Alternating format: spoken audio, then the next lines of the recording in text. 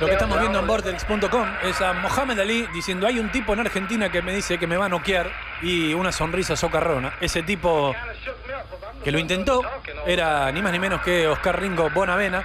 Y estamos viendo y escuchando esto porque estamos con el director del documental Soy Ringo, que se llama Juan José Nachi. Está con nosotros. ¿Cómo estás, Juan? ¿Todo bien? Bien, José Luis. ¿José Luis? ¿Te José dije Luis, Juan José? Sí. Leí que lo dije mal, perdón. José Luis, perdón. ¿Todo bien? Todo bien. Aquí muy contento. Les agradezco que me hayan invitado. Bueno, ayer lo vi el documental. Si bien la historia de Bonavena, aquellos que nos gusta el deporte, más o menos la conocemos, pero siempre está bueno escuchar testimonios de gente que lo conoció, que estuvo vinculado, gente de la familia. Y por un lado tenía la sensación de que era una historia muy argentina, de un personaje muy argentino. Quizás el más argentino de todos los deportistas, en el sentido de, bueno, estoy cerca de la hazaña, la acaricio, no la consigo, igual soy ídolo, me muero en una condición trágica y que alimenta el mito. Sí. ¿Vos lo sentías así también al personaje?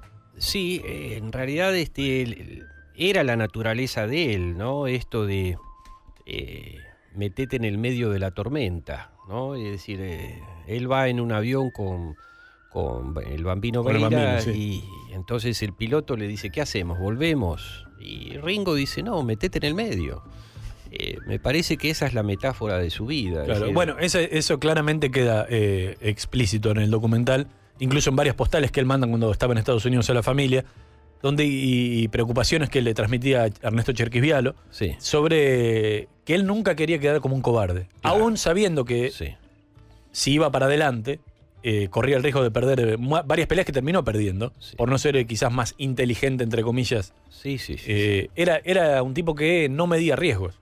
No, en realidad no medía las consecuencias, ya su naturaleza lo indicaba, es decir, esa noche él, en vez de irse al aeropuerto, va directamente al Mustang Ranch, y entonces, se expone trágicamente, ¿no? Uh-huh. Ante el mafioso, y ahí, bueno, ocurre lo que no tenía que ocurrir, pero él no era alguien calculador, no era alguien que meditara, sino que actuaba yendo sin pensar en las consecuencias. Es decir, bueno, así terminó, ¿no? ¿Por qué decidiste contar la historia de Ringo? ¿Sos fanático del box? ¿Eras fanático de él? No, en aquel momento cuando ocurrió el hecho, a mí me impactó, fue un hecho que impactó a todo el mundo, me dolió, en realidad, saber que Ringo estaba allá, fue la única vez que él no estaba con sus familiares,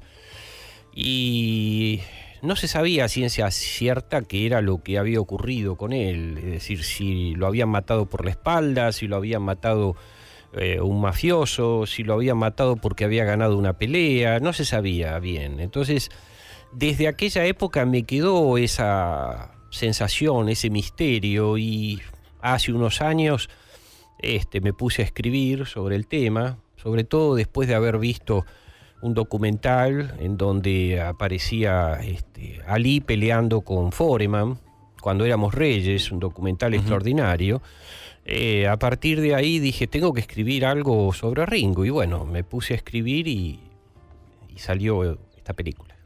La película tiene bastante material de archivo de las peleas de él y de algunas conferencias de prensa o estos show-off que hacía él para cortar tickets, en definitiva, más allá de que le gustaba boquear, pero digamos tenía muy claro cómo era esa cuestión de hacer popular una pelea antes que sucediera. ¿Te fue difícil encontrar ese material? ¿Hubo un material que vos buscaste y no conseguiste o que te hubiera gustado tener? En realidad fue muy difícil encontrar archivos, porque los que poseen archivos los tienen como si fuera oro en polvo. 30 segundos de archivo puede costar mucha plata, y en realidad costó. No todos los archivistas son así. Lo que encontramos fue muy útil.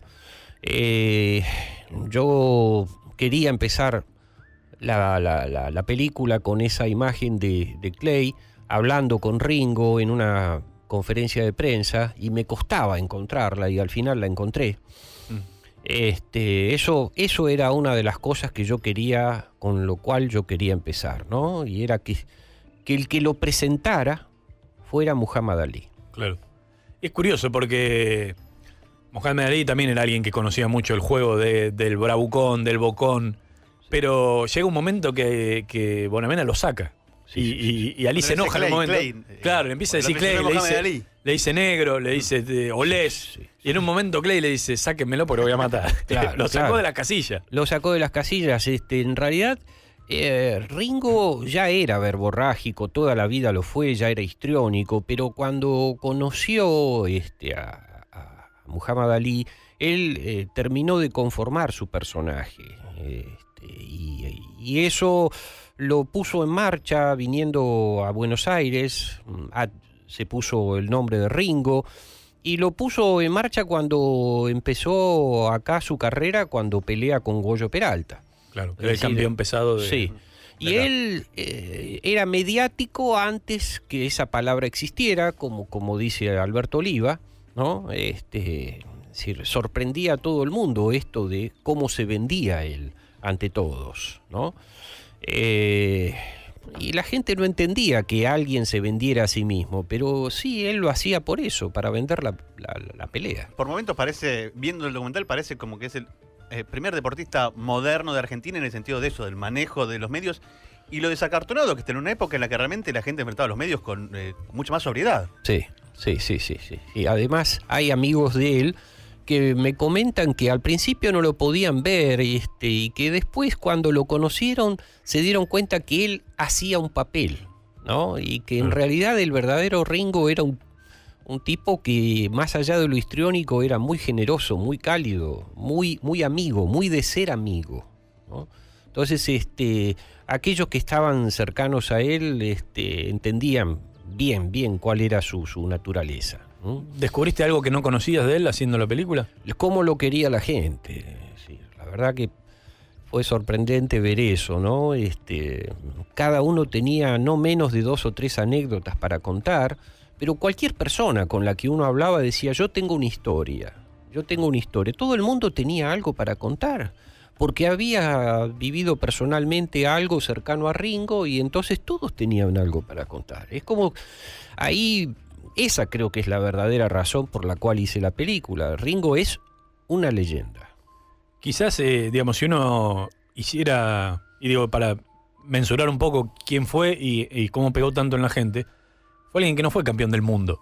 Sí. Pero si uno hace la lista de los 10 deportistas quizás más queridos, más renombrados, Ringo entra seguro, todos los demás fueron campeones a excepción de Reutemann por ahí. Sí. Que entraría en el mismo nivel de él de, no ser campeón del mundo, pero destacarse. Gatica, tal vez. Gatica, sí, claro, más anterior. Sí, no, en realidad es sorprendente esto que decís, porque él no fue campeón del mundo, pero la leyenda hace que esté un poco por encima de los que fueron campeón del mundo. Fue campeón del mundo a caballo, fue campeón del mundo Galíndez, fue campeón del mundo Monzón, Loche, pero él estaba...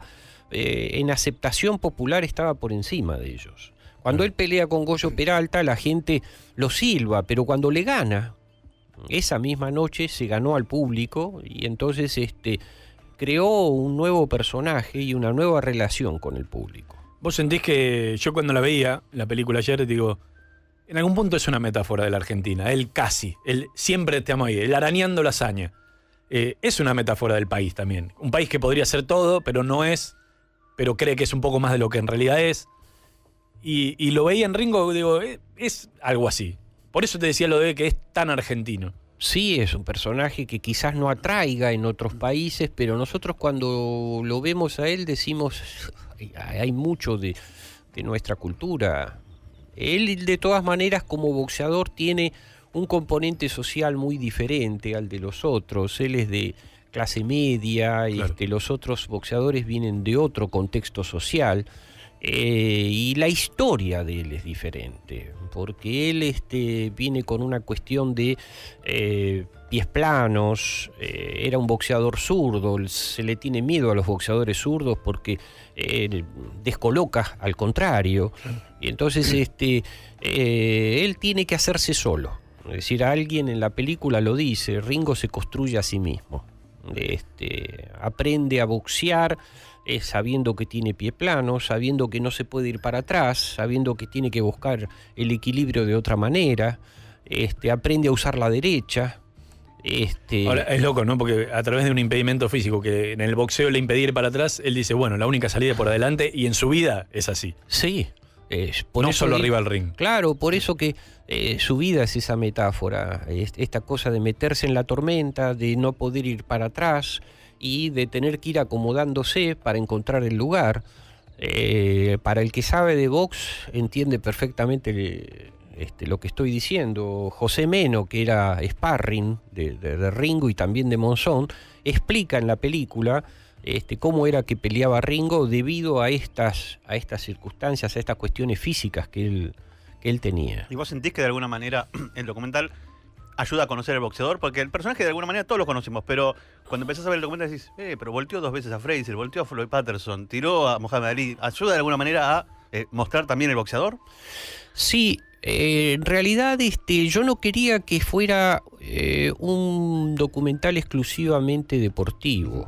Para algunos que han visto la película me han dicho que lo veían como un policial negro, inclusive con momentos de comedia, con momentos deportivos, pero además los entrevistados, yo lo filmé en planos cercanos, lo filmé en plano corto, son también histriónicos. Muchos de los entrevistados tienen rostros de box, ¿no? Y entonces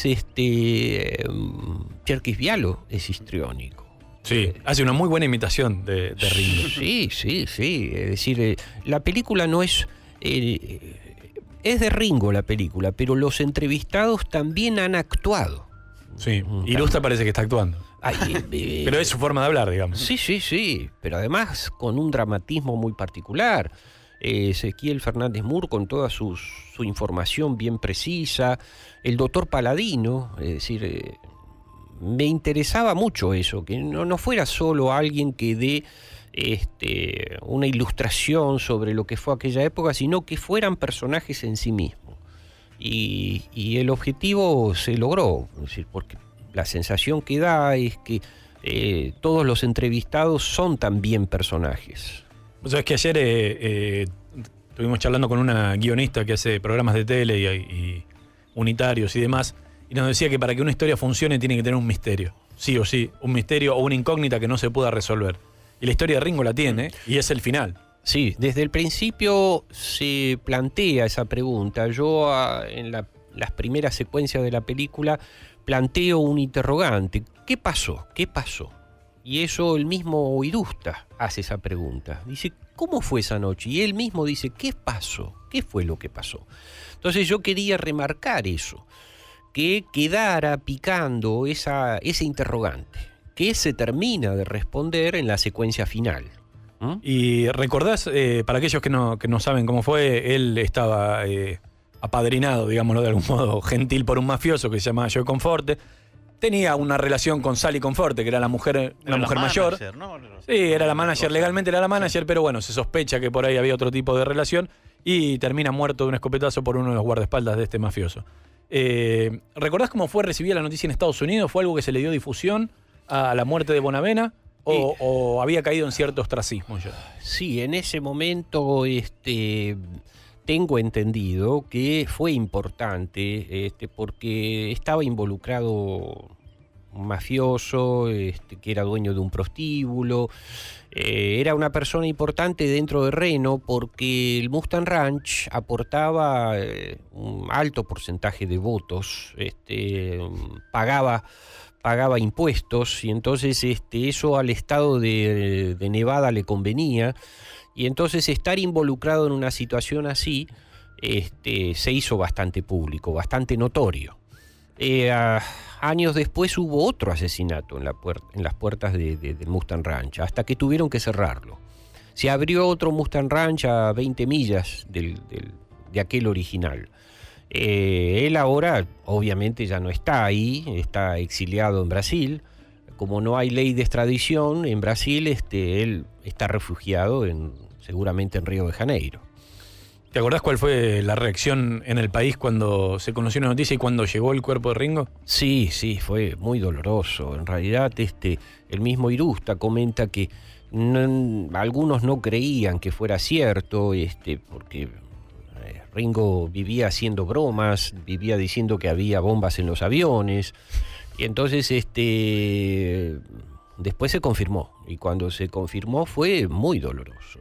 Es decir, creo que yo estaba trabajando en aquel momento en el diario El Cronista Comercial y me acuerdo que había producido un impacto, un impacto bastante fuerte en toda la redacción, y se planteaba esto, ¿no? Es decir, cómo había sido, qué había pasado. Fue doloroso en aquel momento. Y fue un dolor acompañado de misterio. Claro. Pero cuando llega el cuerpo, digo, hubo manifestaciones en las calles, hubo... Sí. Además, gente que acompañaba sí, gente que acompañaba todo el cuerpo de Ringo. Se abre el Luna Park. Cuando se abre el Luna Park, innumerable cantidad de personas fueron a verlo. Es decir, se lo quería mucho y además era difícil aceptar eso. Estaban en plena dictadura, es decir, era mayo del 76, hacía 2 meses que se había producido el golpe de Estado. Claro. Entonces, de alguna manera, la gente salió a la calle, igual, aunque no se podía salir, sale a la calle y va a verlo al Luna Park. ¿Cuál es el derrotero de la película ahora? Estrenarla acá y después estrenarla en el interior del país. Estuvo desde el año pasado, que estuvo en el Bafisi, hasta ahora estuvo en varios festivales. Estuvo en Punta del Este, estuvo en Brasil, estuvo en el Festival de La Habana, estuvo en un festival internacional en Wilde, ahí ganó el primer premio. Es un festival de cine deportivo. Uh-huh. Estuvo en Bolívar, en el Festival de Cine de Leonardo Fabio. Así que, bueno, seguirá estando en festivales y la mandaremos al interior del país, a las salas Inca, que están distribuidas a lo largo de las provincias. ¿La familia la vio? Sí. ¿Y qué te comentó? Perdón, la familia de Ringo. Sí. No, la familia de Ringo todavía no la vio. Yo los... No, pues ellos participan en la película con su Sí. Yo testimonio. los he invitado en un momento, los he invitado a ver la película con una muestra especial para ellos. En ese momento no se pudo, no la pudieron ver porque no podían, es decir, no me respondieron en ese momento, pero ahora, ayer justamente estábamos hablando para ver si podían ir al estreno. Me encantaría que vayan los hijos y que vaya la esposa de Ringo. Ellos, sobre todo los hijos y el hermano de Ringo, son personajes de la película. Para poner un poquito en contexto histórico, para vos Bonavena en su mejor momento estaba entre los 2 o 3 deportistas más carismáticos del país. Posiblemente haya sido en ese momento el más carismático, en ese momento. Gatica también seguramente lo habrá sido. Yo no viví la época de Gatica, pero así carismático como Ringo me parece que no hubo en ese momento. Es decir, la otra vez el Bambino Veira nos decía a nosotros que posiblemente si hoy estuviera vivo quizás estaría como jurado en el Bailando. Yo creo que no, creo que él apuntaba a algo más, es decir, no estaría boxeando obviamente, pero me parece que estaría actuando en alguna película o cantando. O conduciendo el Bailando. Por Tranquilamente. La película se estrena el 7 de mayo en el Cine Gomón, espacio Inca, kilómetro 0, que es en Rivadavia, 1635 aquí en Buenos Aires, y después, bueno, irá circulando por todo el país. José Luis, muchas gracias.